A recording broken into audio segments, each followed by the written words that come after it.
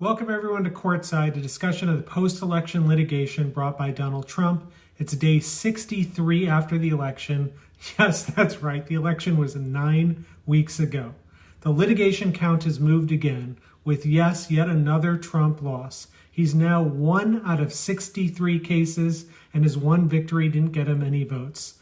So much winning, I can't handle it. So this one comes out of Trump's New Year's Eve special. He spent New Year's Eve suing Georgia, claiming that the signature matching was unconstitutional and a whole bunch of other bogus claims.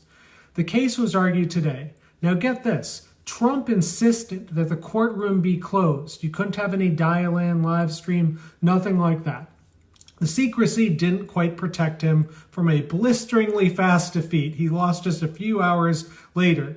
Yes, the case was thrown out for lack of standing, like many other cases, but the judge crucially addressed the merits. Quote, "It is undisputed that Secretary of State Raffensperger performed his statutory duty in a timely manner." And the judge also said, quote, "To interfere with the result of an election that has already been concluded and has been audited and certified on multiple occasions would be unprecedented and harm the public in countless ways, including potentially disenfranchising millions of Georgia voters."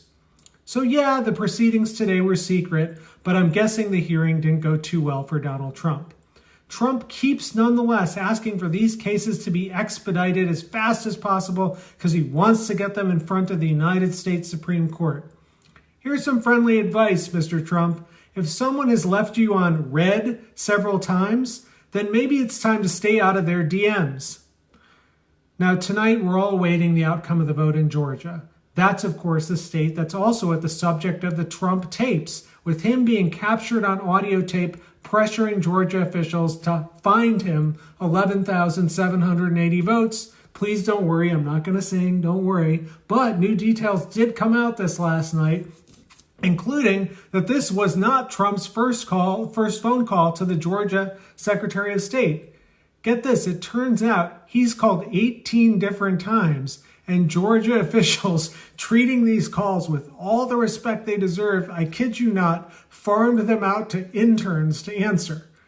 18 times. I mean, the only person Donald Trump has a harder time getting a hold of is Melania.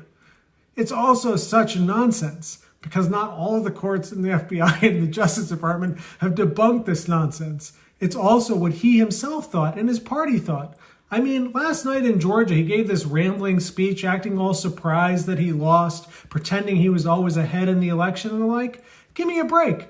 He and his Senate friends rushed a Supreme Court confirmation through in record time after the painful death of Justice Ginsburg. I mean, they did this in record speed. They nearly broke the Supreme Court in the process. Why? If he was so sure he was going to win and the senators and Republicans more generally thought so, they would have never done something like that. The reason they did that entire rush was because they knew he was going to be a loser. Now, there is other big news tonight, and it concerns Vice President Pence.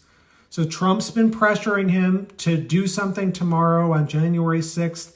And the electoral count, including in a rally yesterday in Georgia saying, quote, "I hope Mike Pence comes through for us," and stuff like that.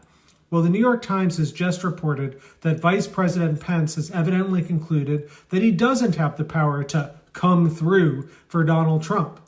Now, this shouldn't really be a surprise to anyone, both anyone who's read the Constitution or anyone who knows Mike Pence. Did people really think that Mike Pence was actually gonna do something? I mean, the role of the vice president over elections is perfect for him. It's literally just stand there and smile. It is purely ceremonial. It's like Mandy Patinkin or Carrie Ills in Princess Bride. You couldn't cast a better person than Pence for this particular role of vice president. But of course, Mike Pence hemmed and hawed for weeks about what he was going to do, and Lord knows still what he will do in the end tomorrow. But I think it's because of Republicans who said that this was an abuse of the Constitution over the last days that Pence has reached at least this preliminary decision. It started with Senator Cotton a few days ago. Today, Senator Neal of Oklahoma said that if he were to challenge certification, it would be, quote, "a violation of my oath of office." very conservative senator from Oklahoma, very conservative Senator Jerry Moran of Kansas, quote, "I am a conservative Republican, therefore I must strictly adhere to the U.S. Constitution." Others outside of the Senate, like former Judge Michael Ludig, one of the most brilliant conservative jurists to serve in our lifetimes, said something similar. And that's where I want to close tonight. And I've sung and danced for you. I haven't danced yet, but I've been, light at times. But here I do want to actually be pretty serious for a moment because, it is, I hear all this talk about 74 million Americans voting for Donald Trump, the country being bitterly divided. How are we going to recover? Well, one thing I think we should think about is that it is divided in part because of this guy, Donald Trump. Donald Trump poured kerosene on the seams in our society. And of course, we had all sorts of fault lines in our society before that. But it was, race, of course, chief among those fault lines. But I think of all the people that swallowed their grievances through American history, not always rightfully. And I think of all those who protested them peacefully, like Rosa Parks and Dr. King.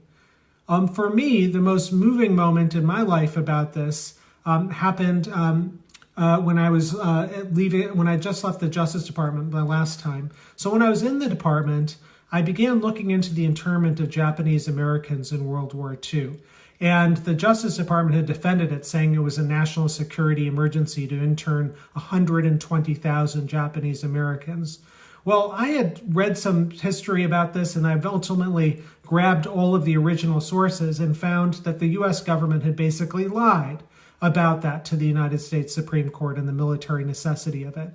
So I confessed error on behalf of the U.S. government about that, and talked about the racial prejudice that underlay that decision and the like. That's not the story. The story is this. A few months later, I was giving a speech at the University of Hawaii about it. And I remember afterwards at the question and answer session, a woman stood up and she said, I wasn't told anything about the Japanese American internment. And it was only in high school when I read about it in history class. I came home and said to my mom, Mom, we Japanese Americans have been interned. And she said my mom got a strange look on her face. And she said, yeah, I was interned. And they kept it from the children because they were so ashamed. And then other hands in the auditorium went up and said, that was my experience and my experience. And then someone said, that was my experience too. But the difference was, while my kids and the wife were interned in these detention camps, the husband went and volunteered and served in the United States Army. And then that happened, hand after hand, same story. While their children and their spouses were interned in camps, these Japanese Americans went and fought for America. I don't know that, I could have done that. I don't know what kind of patriotism that takes at that moment in time. But I do think that's where our country is. And it's not that we don't have faults. It's just that we sometimes, at moments in our history, try to come together as one. That is, of course, what E pluribus unum, our national motto, is. Out of many come one. And it was Abraham Lincoln who said, a house divided cannot stand. And this president has not cared for our union, has not cared for our history, has not cared for our Constitution. This president has divided us. But he's soon to be ex-president, just 15 days. And I'm heartened, not just by the vice president's, tentative role today, for tomorrow, but also the views of, diehard Republicans, whether Senator Inhofe or Senator Cotton. I profoundly disagree with a lot of these things that they say, but on this, I think we can agree. And so I hope in the days to come, we use this as a turning point and try to learn from one another and not tear each other down. So that's Courtside for tonight. I'll see you tomorrow.